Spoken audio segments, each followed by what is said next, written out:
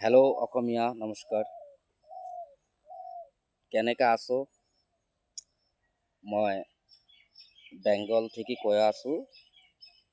তো ইমান ভাল কৰিয়া কোৱাৰ পাওঁ না মই অসমীয়া চেষ্টা কৰি থাকোঁ কিছু কোৱাৰ কিছু কথা পাতিবাৰ। তো অসমীয়া মোৰ আসাম খুব ভাল লাগে, খুব ভাল পাওঁ মই গেছোঁ ওয়াতে মানুষটো একদম খুব ভাল হয়ে থাকে, খুব সরল সিধা মানুষ হয়ে থাকে খুব ভাল, একদম জায়গাটো একদম কোনো কাজিয়া ঝগড়া নাই, একদম খুব ভাল লাগে অসমীয়াত। তো আগত মই যেটা ছোট সৰু আছোঁ আগত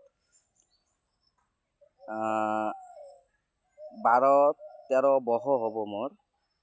মই মাৰ লগত গেছোঁ কামাখ্যা মন্দিৰত গেছোঁ, মন্দিৰ দৰ্শন কৰিছোঁ। তো আগত কি হতো, অসমীয়া আসাম মানুহ যাওয়াৰ আগত ভয় পাইতো।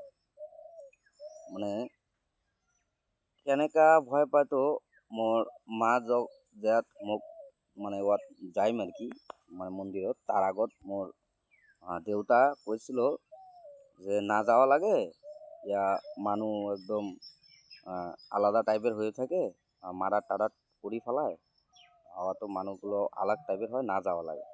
তো মা এগুলা পাত্তা পুত্তা দেয় না, তো গেছু মা আরও কয়েকজনই গেছে। তো আগত মানে একদম যদি একদম চিন্তা করি কও, তো আগত লোক ভয় পাইতো। লোক আগত কিয় ভয় পাইতো, আগত ইয়াতে পরিবেশটা এনেকা আছিল আগে মোৰ বেংগলৰ থেকে অসমীয়া কাৰো লগত বিয়া নাপাতিতো, ইমান যাওয়া আসা না করিতো, লোক ভয় পাইতো, কারণ আগত বহুত অনেক মার্ডার টাডার হইতো অসমীয়াত। এনেকা কি হল, অসমীয়ায় সারা দেশের মানুহ ওয়াত যায় আছে আসামত। কেনেকা ইমান ভাল হয়েছে, কোনো দাদাগিরি না হয় অসমে, কোনো দাদাগিরি নাই, কোনো মারপিট নাই, কোনো কাজিয়া ঝগড়া নাই, একদম মোর পশ্চিমবঙ্গ থেকে একদম অসমে অনেক ভাল। মোর তো মনটা চায় মই ইয়াতে একদম সব ঘর বাড়ি বেচিয়া একদম যায় মই অসমে থাকো, ইমান একদম ভাল পরিবেশ। তো এইটো কেনেকা হৈছে এইটো গম পাব লাগব, এইটো কেনেকা হয়, তো কাই কৰিছে, এইটো কৰিছে বিজেপি পার্টি। এইটো বিশ্ব শর্মা নাকি হয় মুখ্যমন্ত্রী, আমি প্রণাম জানাই ওনাক, কোটি কোটি প্রণাম জানাই। অসমীয়া আসাম একদম ভাল করে দিছে, একদম ভাল করে দিছে।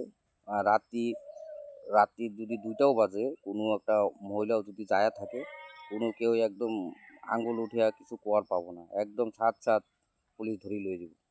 ইমান একদম ভাল হয়েছে। আমরা যে এলা মন্দিরত যাই, মানে কোনো না অসুবিধা না হয়। তো ওটু করিছে শুধু বিজেপি পার্টি। বিজেপি আওয়ার পিছতেই অসমীয়াটো একদম